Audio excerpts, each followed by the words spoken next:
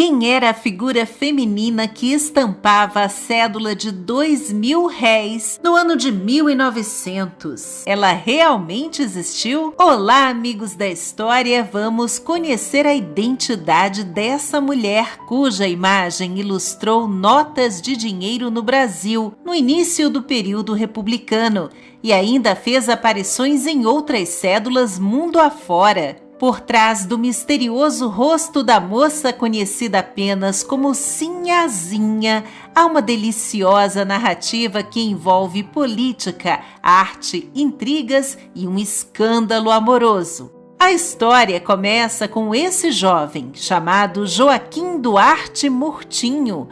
Em 1860, com apenas 12 anos de idade, acompanhado de uns boiadeiros, ele iniciou uma viagem de Cuiabá, a cidade onde nasceu, até o seu destino, que era o Rio de Janeiro. O menino, filho de uma família da oligarquia mato-grossense, queria estudar e se formar na capital do então Império do Brasil. A viagem durou 3 meses, feita em lombo de burro pelo sertão, atravessando rios a nado na difícil jornada do interior até o litoral brasileiro.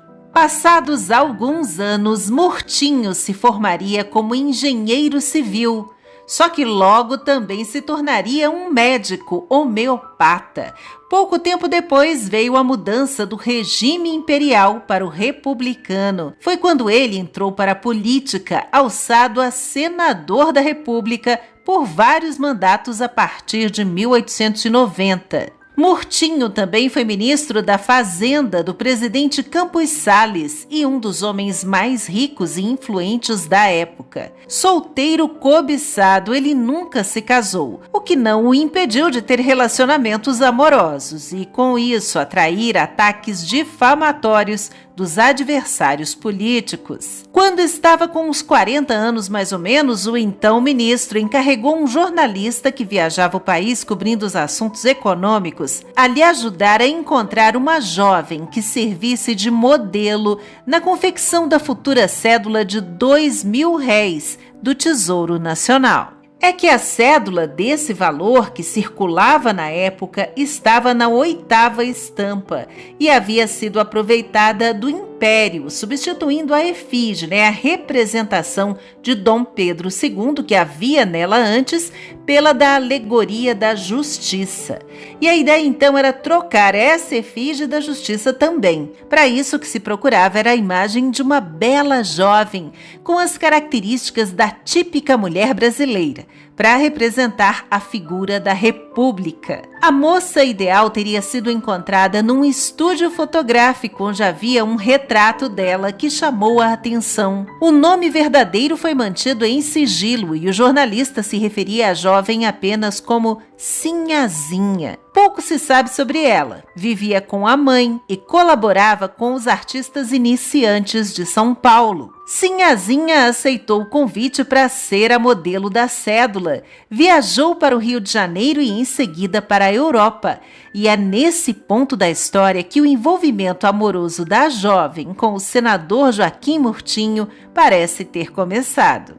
A moça passou por Lisboa, Paris e depois seguiu para Viena, onde foi apresentada ao pintor alemão Konrad Kiesel, famoso por retratar belas mulheres da sociedade entre o final do século XIX e o início do século XX. Estilo e técnica que realçavam a beleza feminina em cores vibrantes, na riqueza dos detalhes, das rendas e dos tecidos que adornavam as figuras.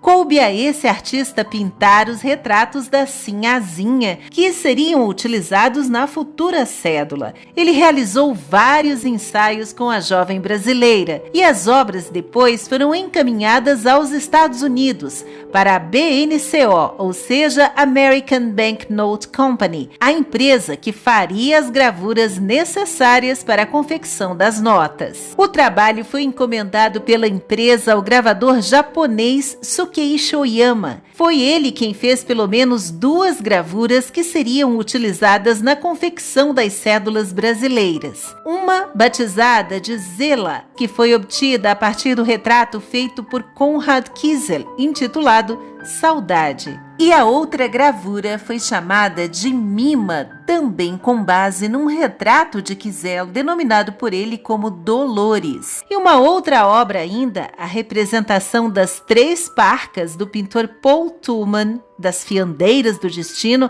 deu origem a uma terceira gravura, chamada Reverie. Além do dinheiro brasileiro, a gravura Mima foi utilizada nas notas de $1.000 de 1895 nos Estados Unidos. Também apareceu nas notas de 500 pesos em 1897 em El Banco de Coahuila, no México. E quase o mesmo se daria com a Reverie em outras oportunidades. Já a gravura Zela, também do rosto da Sinhazinha, foi usada em notas de $20 de 1897 do Banco da Província da Nova Escócia, no Canadá, em cédulas de 20 pesos de 1898 do Banco de Concepción, no Chile, e nas notas de 100 pesos, também de 1898, do Banco do México. Só que em 1900, quando a gravura Zela estampou a cédula brasileira de R$2.000, causou muita polêmica na Câmara dos Deputados.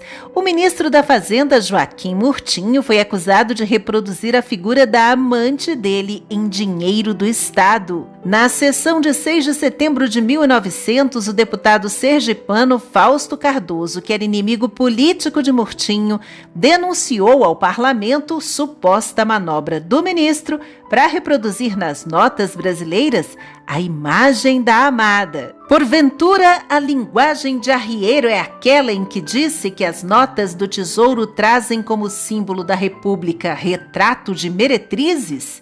Perguntou o deputado indignado, que também mencionou o nome de uma certa senhora Prates, como sendo a dona de um bordel no Rio de Janeiro. Uma nota em que figura uma das meretrizes mais conhecidas na capital federal, a senhora Prates, ele acrescentou, segurando a cédula na mão. Murtinho também foi atacado em pronunciamento por outro deputado chamado Fausto Fragoso, que disse: "Continuo a desempenhar-me do compromisso que, na defesa dos interesses nacionais, tomei para comigo mesmo, de mostrar à luz da maior evidência que a doutrina e a conduta administrativa do senhor ministro da Fazenda são contrárias ao direito, à moral, às leis, às grandes conveniências públicas." E até mesmo Rui Barbosa considerou ser autêntico o ignóbil corpo de delito, acrescentando não haver nada na efígie daquela mulher que não nomeasse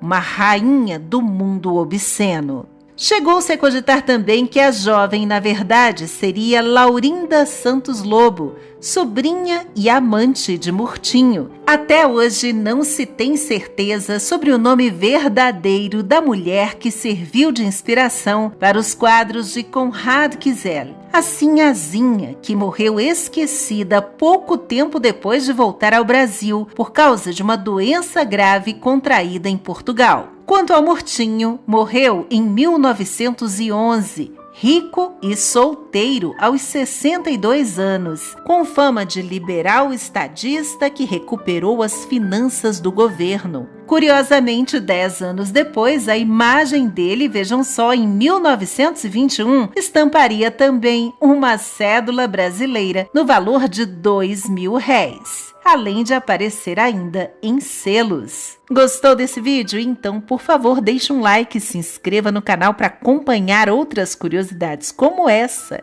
E até a próxima com uma história a mais.